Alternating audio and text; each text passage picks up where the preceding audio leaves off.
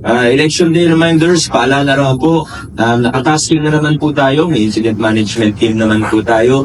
Ang kapulisan natin, napaka-aktibo naman po, very proactive ang ating kapulisan at lahat ng mga ahensya, departamento, mula sa COMELEC at lahat ng mga kailangan gawin para makasiguro tayo na magiging mapayapa, ligtas, at patas ang darating na halalan 2025, ano? Everything is in place. Pero paalala lang po sa lahat sa atin, pati sa mga nanonood, lalo na sa Pasig Public Information Office, the official Facebook page po natin, basahin po natin yung mga lalabas na mga reminders mula sa COMELEC, ano ba yung pwede, ano ba yung bawal. Halimbawa po, sa presinto, huwag po natin kalimutan na mahigpit na pinagbabawalan po ang pagkuha ng litrato.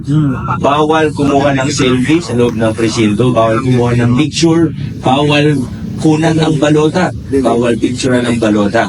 At ang instructions natin, pati sa mga, kami, di ba, may mga poll watcher kami, pero ito po, bilin din naman ng COMELEC at ng ating nasyonal na pamahalaan, na pag may nakita kayo na kumukuha ng litrato ng balota, sitahin, huwag nyo sitahin, pero isumbong nyo dun sa mga opisyalis, sa teacher o sa COMELEC, ano, sumbong po natin kaagad para ma-apprehend, dahil muli po, bawal po yan. Pero hindi naman yung iba dyan, baka may mga binabalak na hindi kagandahan. Pero muli po, ang lahat ng ito ay para sa kasiguraduhan na magiging maayos, mapayapa, malinis at patas ang darating na halalan. Colonel Rigo, Sir Bong, yung mga ano po natin ay mga binabantayan po natin, lalo na yung sa nagpayong site para di na tayo magkaroon ng karagdagang delay dahil sa mga sindikato ng lupa.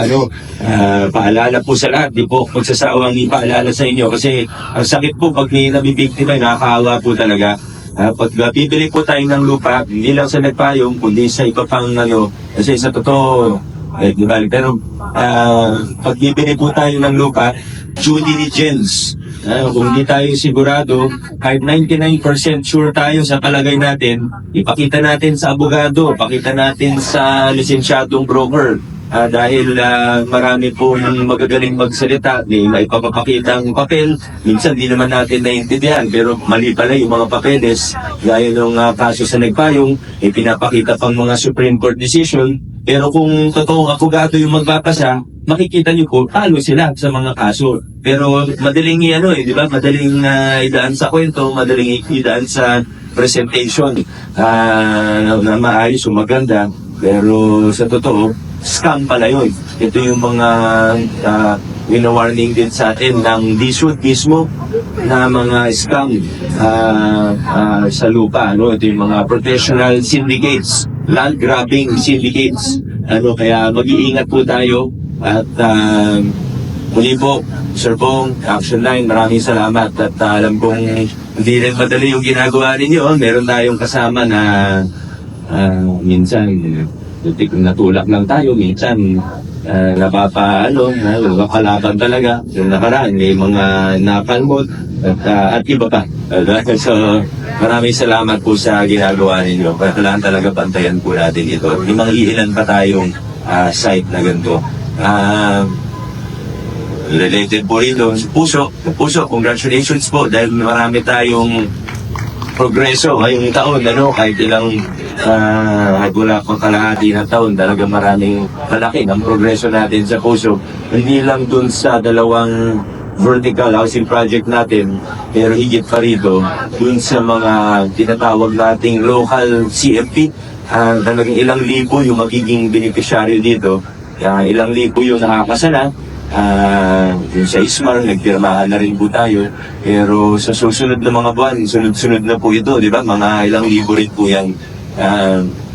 Yung pangalan lang ng programa natin, napakaba, kasi ako hindi ko ma-memorize, Kaya kung hindi tayo makaisip ng mas maiksing pangalan, na magiging pangalan na talaga nun, for decades to come, local CMP na po talaga. Salamat din sa council, sa supporter rito, lalo na kay Consi Kiko, pero sa buong City Council.